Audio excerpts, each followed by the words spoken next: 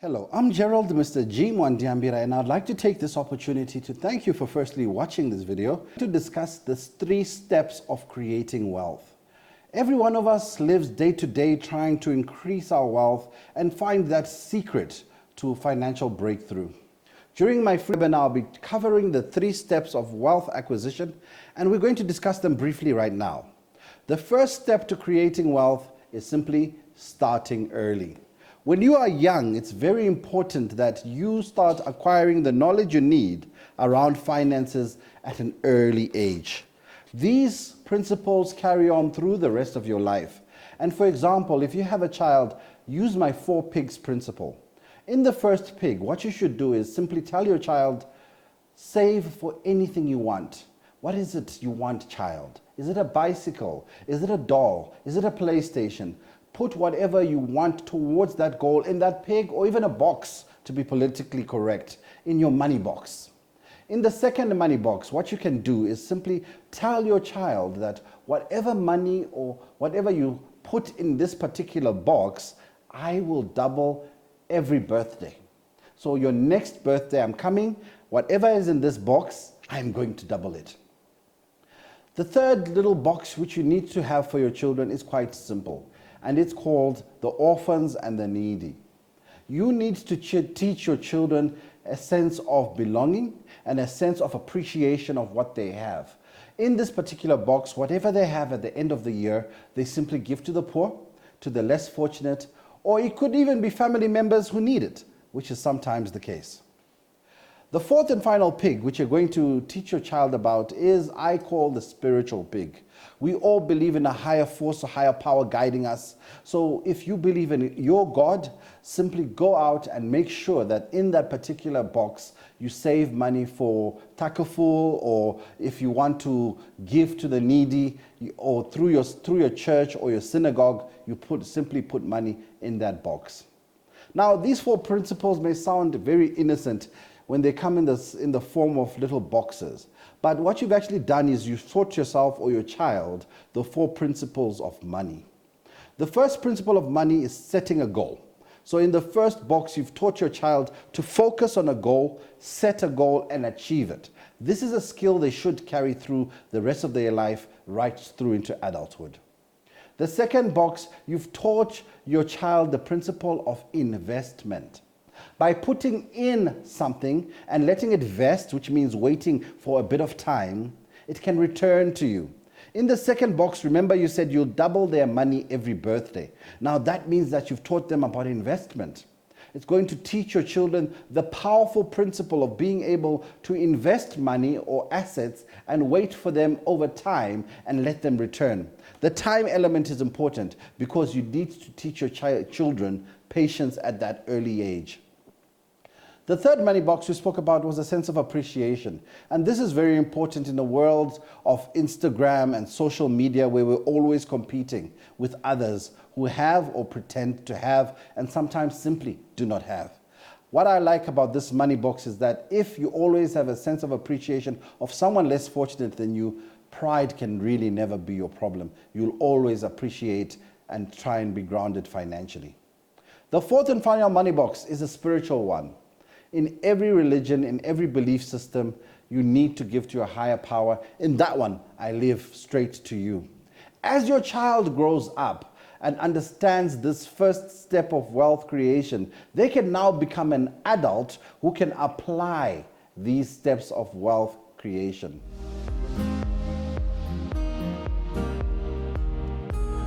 The second step of wealth creation is understanding that numbers don't lie. In order to create wealth, you need to understand the mechanics and the numbers behind your money. And sometimes you simply hire someone to do that work for you. But for example, the first type of number I want us to understand is called inflation. Inflation is the rate at which your money loses its ability to buy things. You know how in the past our parents always tell us they could buy something for 10 cents, where now you can't even get anything? Well, that's simply inflation. For example, if you invested 1,000 naira, dollars, US dollars, Great British pounds, euros, 1,000 or whatever, at a rate of 10% inflation, which means that your money loses 10% of its value every year. In 10 years, for you to buy the same goods which were worth $1,000 in 10 years' time, you'd need to pay the equivalent of $2,593. So already you realize that your buying power decreased over 10 years. What was 1,000 10 years ago is now 2,500. If you wait another 10 years, you're looking at 6,727. So suddenly what was 1,000 in 20 years is now can only be bought by $6,000 or whatever currency you're using. I'll use the last example. 1,000 of whatever currency you're using in 30 years' time. In 30 years' time, to buy the same things you could buy for 1,000 30 years ago, you need to spend 17,449 of your currency. It's important to understand this number because it means that your money must always grow. Because if your money is not growing, it's losing its value, and therefore inflation is the enemy. So rule number one, whenever you invest, never get a return that is less than inflation.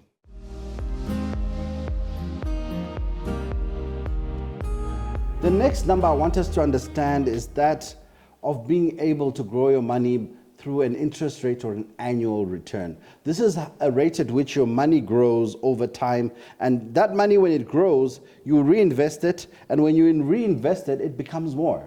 So we're still working with 1,000. So for example, if you start saving $1,000 or £1,000, €1,000, 1,000 rand, 1,000 of whatever you use, in 10 years' time, by simply investing that 1,000 every month at a rate of return of 10, you would have the equivalent of 191,249 of whatever currency you had.